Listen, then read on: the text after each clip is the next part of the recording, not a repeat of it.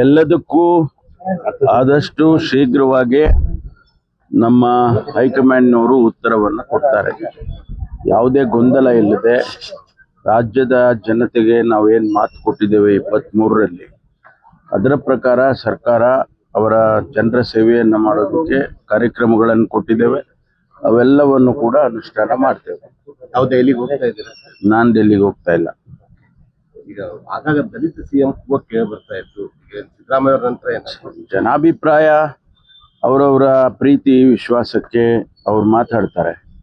ಆದರೆ ನಮ್ಮ ಕಾಂಗ್ರೆಸ್ ಪಕ್ಷದಲ್ಲಿ ಹೈಕಮಾಂಡ್ನವರು ಅದೆಲ್ಲವನ್ನು ಗಮನಿಸಿ ತೀರ್ಮಾನ ತಗೊಳ್ತಾರೆ. ಡಿ ಕೆ ಶಿವಕುಮಾರ್ ಅಭಿಮಾನಿಗಳು ಅವರೆಲ್ಲ ಬರ್ಡೇ ಗಿಫ್ಟ್ಗೆ ಕಾಯ್ತಾ ಇದ್ದಾರೆ. ಏನಾದರೂ ಗಿಫ್ಟ್ ಸಿಗಬಹುದು ಹೈಕಮಾಂಡ್ನಿಂದ ಸರ್? ಅದೇ ಹೇಳಿದ್ನಲ್ಲ, ಹೈಕಮಾಂಡ್ನವರು ತೀರ್ಮಾನ ಮಾಡಿದ್ರೆ ಆ ತೀರ್ಮಾನ ನಾವೆಲ್ಲ ಒಪ್ಕೊಳ್ತೀವಲ್ಲ. ಯಾವುದೇ ತೀರ್ಮಾನ ಹೈಕಮಾಂಡ್ ಮಾಡಿದ್ರೆ ಪ್ರತಿಯೊಬ್ಬ ಕಾಂಗ್ರೆಸ್ಸಿಗೂ ಕೂಡ ಒಪ್ಕೊಳ್ತಾನೆ.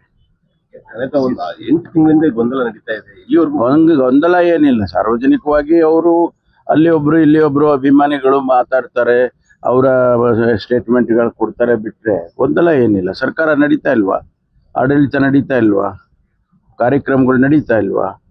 4 ಲಕ್ಷ ಕೋಟಿ ನಾವು ಬಜೆಟ್ ಕೊಟ್ಟಿದ್ದೀವಲ್ಲ, ಅದೆಲ್ಲ ಕಾರ್ಯಕ್ರಮಗಳು ಯಾವುದು ನಿಂತಿಲ್ಲ ಅಲ್ಲ.